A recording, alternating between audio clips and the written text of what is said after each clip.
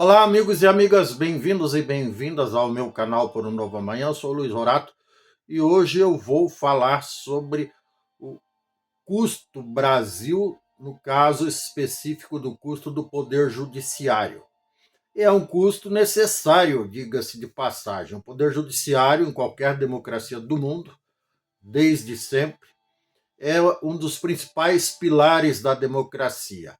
Aliás, até nas ditaduras existe poder judiciário, ainda que submisso ao poder executivo, mas existe, porque alguém precisa, teoricamente, botar ordem na casa, ou seja, no país, no governo, no império, no município, no estado, enfim.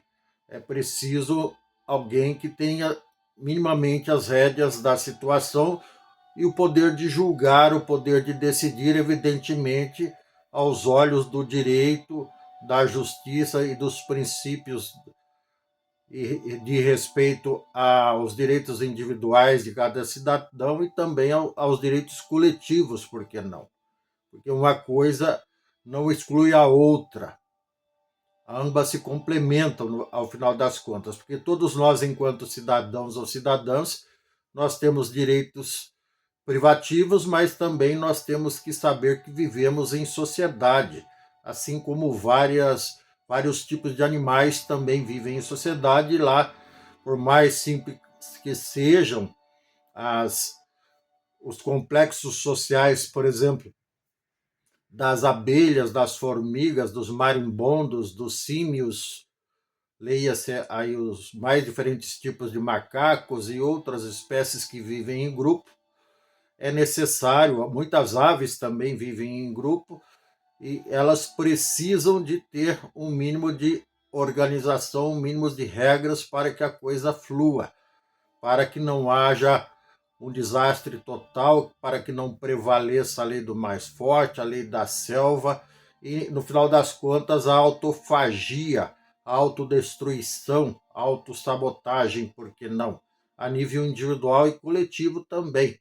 Então, no caso dos seres humanos, nós, essa raça privilegiada intelectualmente em relação aos demais animais que habitam sobre a Terra, até prova em contrário, é preciso que hajam as instituições, no caso específico, o Poder Judiciário. E quanto custa o Poder Judiciário no caso específico do Brasil, que nos interessa muito enquanto brasileiros e brasileiras? Eu vou dizer isso no final, então fique comigo até o final que eu vou passar a informação mais precisa sobre isso.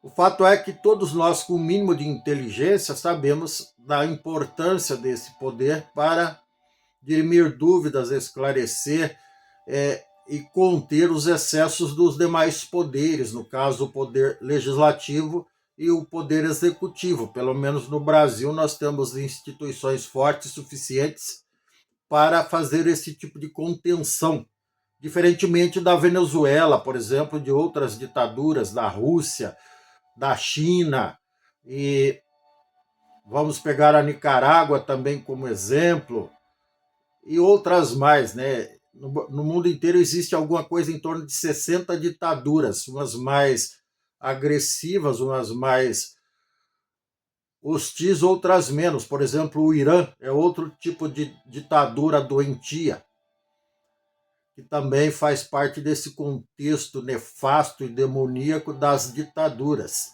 Embora, no caso do Irã, os ayatollahs se autodeclarem escolhidos ou indicados por Deus. Só que não, né? Só se for por outra entidade oposta. Por que não? Ai, escapou. Enfim, não foi o Silvio Santos que baixou aqui, não. Fui eu mesmo, tá certo? Então. Agora, voltando ao Poder Judiciário brasileiro. Quantos servidores nós temos no Brasil, dentro do Poder Judiciário? Exatamente 275.580 servidores em 91 tribunais, nos quais temos mais 18.260 magistrados, tais como juízes, desembargadores e ministros. E quanto esse povo custa? Aí que está o X da questão. A soma do custo dessas pessoas está agregado ou faz parte, está incluído no custo total do Poder Judiciário brasileiro. Só que nós sabemos que, como toda instituição, tem custos de manutenção altíssimos, né? Em se tratando de Poder Judiciário, a burocracia ela é muito grande, então tem custo de papéis, evidentemente as partes sempre pagam as custas judiciais, tanto os reclamantes quanto os reclamados, mas mesmo assim isso faz parte da receita desses poderes que precisam de muito dinheiro para se manter em pé e funcionando de forma bastante eficaz, bastante eficiente. Senão seria o caos, senão não teríamos resultados positivos. Outra coisa que onera também o custo do Poder Judiciário brasileiro é a burocracia. A grande quantidade de leis que poderiam ser simplificadas sem perder o cerne, sem perder qualquer tipo de controle, ou seja, sem perder o controle sobre cada situação em particular. E todos nós sabemos que as situações em particular e as demandas entre partes, entre indivíduos, pessoas jurídicas ou físicas, entre governos, governantes e governados, e também as demandas, digamos assim, de mesmo nível, pessoa jurídica contra pessoa jurídica, pessoa física contra pessoa física, Estado contra Estado e assim por diante, é bastante gigantesca. São milhões e milhões de processos que demandam exatamente muitos recursos humanos altamente qualificados para poder analisar e dirimir e decidir da melhor forma possível, sempre, como eu já disse antes, à luz do direito e da verdade, e nunca o contrário, em hipótese alguma. Sempre fazendo prevalecer o direito legal de cada uma das partes e a obrigação legal de cada uma das partes também, quando for o caso. Dito isso, vamos quantificar o custo de todo esse processo, de todas essas instituições. São 91 tribunais no Brasil, leia-se aí tribunais federais e estaduais, dos mais diferentes tipos. Temos os tribunais de justiça, os tribunais de varas de família, os tribunais de contas e assim por diante. Além desses, existem os fóruns municipais, que também fazem parte do Poder Judiciário. E dentro desse contexto todo, que é gigantesco, esse sistema chamado Poder Judiciário custa nada menos que alguma coisa em torno de 1,5% a 1,6% do PIB brasileiro, aproximadamente. E o PIB brasileiro de 2025, por exemplo, foi de 12 trilhões e 700 bilhões de reais. Então isso daria alguma coisa entre 180 e 190 bilhões o custo do Poder Judiciário brasileiro, do sistema judiciário, cujo valor, ou seja, abrange não só os salários de todos os magistrados, ministros e desembargadores e seus direitos acessórios, mas também o custo operacional de manutenção dos edifícios, de manutenção dos veículos que fazem parte desse sistema, que são parte integrante desse sistema para a locomoção das pessoas.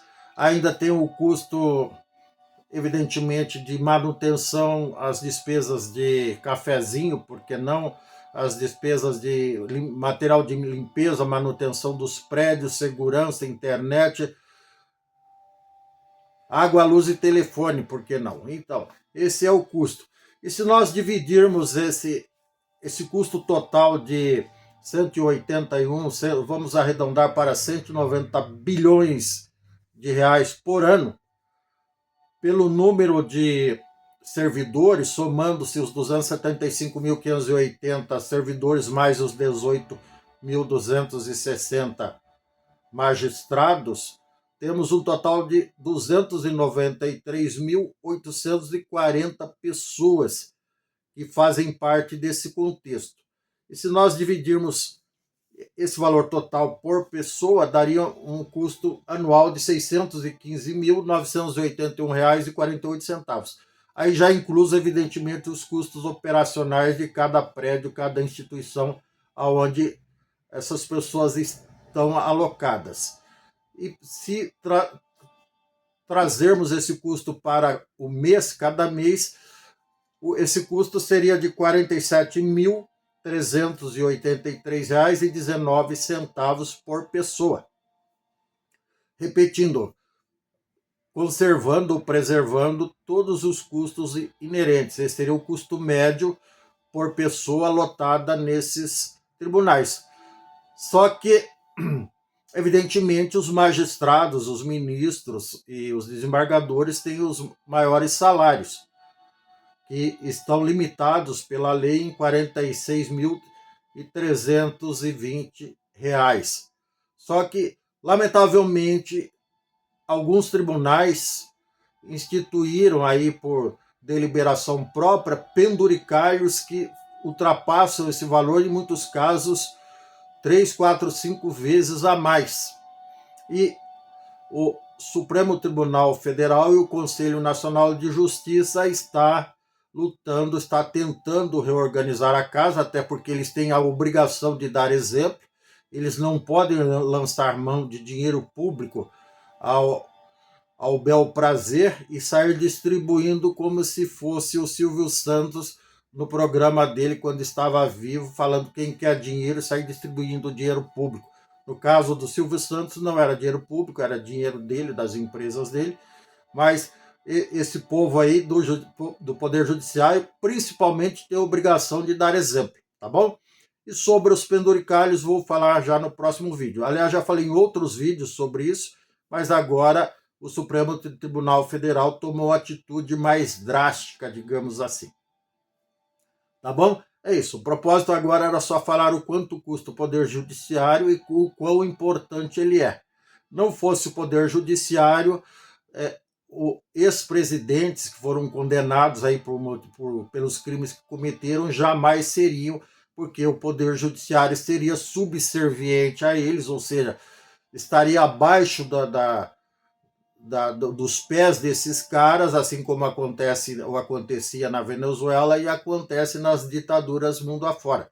Ou seja, nesses países onde prevalece a ditadura, até prova em contrário, não existe a